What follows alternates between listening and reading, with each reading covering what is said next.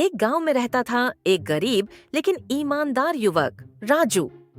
मेहनत उसकी आदत थी, लेकिन किस्मत ने कभी उसका साथ नहीं दिया। दादी, मैं कितनी मेहनत करता हूँ, फिर भी हमें पेट भर खाना नसीब नहीं होता। हमें इस गरीबी से कभी छुटकारा मिलेगा भी या नहीं? राजू के साथ थी उसकी दादी माँ, एक समझदार और दयालु बुजुर्ग जो हमेशा उसे सच्चाई और ईमानदारी का पाठ पढ़ाती थी। बेटा, मेहनत और ईमानदारी ही असली धन है। भगवान पर भरोसा रखो, एक दिन हमारा भाग्य जरूर बदलेगा। वहीं दूसरी तरफ उसी गांव में रहता था माधव, एक अमीर लेकिन लालची व्यापारी। उसे सिर्फ अपने पैसे से प्यार था और गरीबों की मदद करना उसे बिल्कुल पसंद नहीं था। अरे सुनो, अगर कोई गरीब यहाँ मदद मांगने आए तो उसे खड़ा मत रखना, उसे यहाँ से भगा देना। मेरा पैसा सिर्फ मेरे लिए है, इन भिखारियों के लिए नहीं।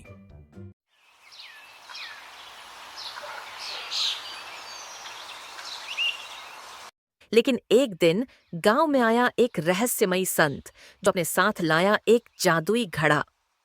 ऐसा घड़ा जिसमें जो भी डालो वो 2 गुना हो जाता था।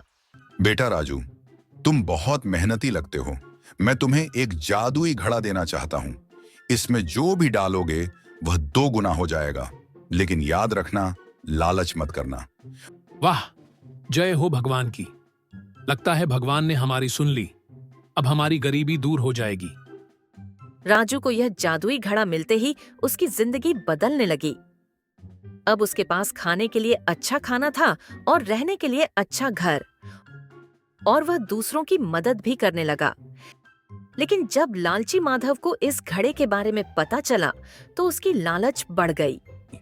ये राजू कल तक तो भिखारियों की तरह भटकता था, तो अचानक से ये इतना अमीर कैसे हो गया? जरूर इसने कोई चालाकी कर रखी होगी। शायद ये सब इस घड़े की वजह से है। लगता है मुझे अब इस जादुई घड़े को हथियाना ही पड़ेगा।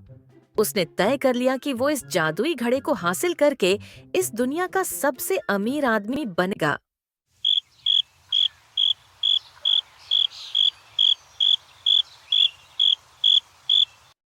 एक रात माधव ने चोरी छिपे राजू के घर से जादुई घड़ा चुरा लिया और उसे अपने घर ले गया। उसने सोचा कि अगर वह इसमें सोना डालेगा तो उसका खजाना 2 गुना हो जाएगा। पहले तो उसका सोना बढ़ा। अरे वाह, अब इसमें और ज्यादा सोना डालता हूँ।